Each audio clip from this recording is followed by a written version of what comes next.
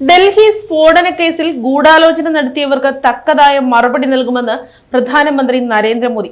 ഉത്തരവാദികളെ വെറുതെ വിടില്ല, ഗൂഢാലോചന നടത്തിയവരെ കണ്ടെത്തും.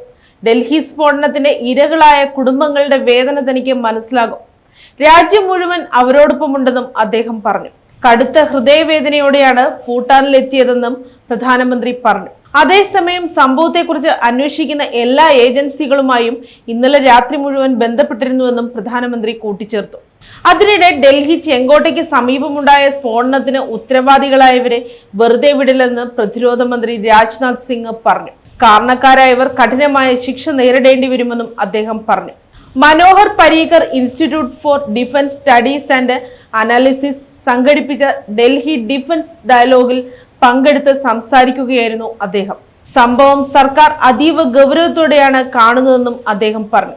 ദുരന്തത്തിന് ഉത്തരവാദികളായവരെ നിയമത്തിന് മുമ്പിൽ കൊണ്ടുവരും.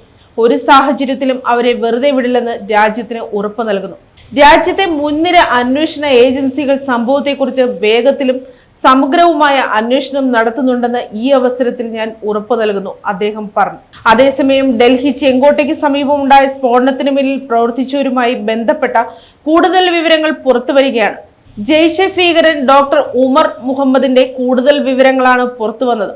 പുൽവാമ കോലി സ്വദേശിയായ ഉമർ മുഹമ്മദ് ഫരീദാബാദിലെ അൽ ഫലാഹ് സർവകലാശാലയിൽ അസിസ്റ്റന്റ് പ്രൊഫസറാണ്. ആമീറിന്റെ പേരിൽ കഴിഞ്ഞ മാസം വാങ്ങിയ കാറിന് മുഴുവൻ പണവും നൽകിയത് ഉമർ മുഹമ്മദാണ്.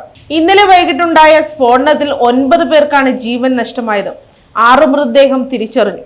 സംഭവത്തിൽ അന്വേഷണം NIA-ക്ക് കൈമാറിയേക്കും. സ്ഫോടനത്തിന് പശ്ചാത്തലത്തിൽ രാജ്യം അതീവ ജാഗ്രതയിലാണ്. News desk, Kottarakkara media.